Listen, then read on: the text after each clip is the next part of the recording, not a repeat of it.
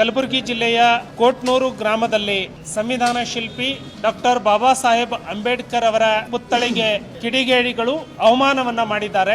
ಭಾರತೀಯ ಜನತಾ ಪಕ್ಷ ಇದನ್ನ ಉಗ್ರವಾಗಿ ಖಂಡಿಸುತ್ತೆ. ಕರ್ನಾಟಕ ರಾಜ್ಯದಲ್ಲಿ ಕಾಂಗ್ರೆಸ್ ಸರ್ಕಾರ ಅಧಿಕಾರಕ್ಕೆ ಬಂದ ಮೇಲೆ ಕಾನೂನು ಸುವ್ಯವಸ್ಥೆ ಸಂಪೂರ್ಣವಾಗಿ ಕುಸಿದು ಹೋಗಿದೆ ಅನ್ನೋದಕ್ಕೆ ಇದು ಉದಾಹರಣೆ. ಯಾವುದೇ ರೀತಿಯ ರಕ್ಷಣೆಯನ್ನ ಕೊಡುವಂತಹ ಕೆಲಸವನ್ನ ಈ ಸರ್ಕಾರ ಮಾಡಿಲ್ಲ. ಅಂಬೇಡ್ಕರ್ ಅವರ ಪುತ್ಥಳಿಗೆ ಅವಮಾನವನ್ನ ಮಾಡುವಂತದ್ದು ಅಂದ್ರೆ ದಲಿತ ಸಮುದಾಯಕ್ಕೆ ಮಾಡುವಂತಹ ಅವಮಾನ. ಈ ಸರ್ಕಾರದಲ್ಲಿ ದಲಿತರಿಗೂ ಕೂಡ ಅವಮಾನ ಆಗ್ತಾ ಇದೆ. ದಲಿತರ ಅಭಿವೃದ್ಧಿಗೆ ಬಳಸಬೇಕಾದಂತಹ ಹಣವನ್ನ ದುರುಪಯೋಗ ಮಾಡಿಕೊಂಡಿದೆ. ಹಾಗಾಗಿ ನಾನು ಸರ್ಕಾರವನ್ನ ಒತ್ತಾಯ ಮಾಡ್ತಾನೆ, ಕಿಡಿಗೇಡಿಗಳು ಯಾರೇ ಆಗಿದ್ರೂ ಕೂಡ ಅವರನ್ನ ಕೂಡಲೇ ಬಂಧಿಸಬೇಕು ಅಂತವಂತಹ ಒತ್ತಾಯವನ್ನ ಭಾರತೀಯ ಜನತಾ ಪಕ್ಷ ಮಾಡುತ್ತೆ. ಕರ್ನಾಟಕದಲ್ಲಿ ಇರುವಂತಹ ಎಲ್ಲ ಮಹಾನುಭಾವರ ಪ್ರತಿಮೆಗಳು ಏನಿದಾವೆ ಆ ಪ್ರತಿಮೆಗಳಿಗೆ ಅವಮಾನ ಆಗಲಾರದಂತೆ ಮುನ್ನೆಚ್ಚರಿಕೆಯನ್ನ ಈ ಸರ್ಕಾರ ತೆಗೆದುಕೊಳ್ಳಬೇಕು ಅಂತ ಹೇಳಿ ಸರ್ಕಾರವನ್ನ ಒತ್ತಾಯಿಸ್ತಾನೆ. ಈ ರೀತಿ ಪ್ರತಿಮೆಗಳಿಗೆ ಅವಮಾನ ಮಾಡುವಂತದ್ದು,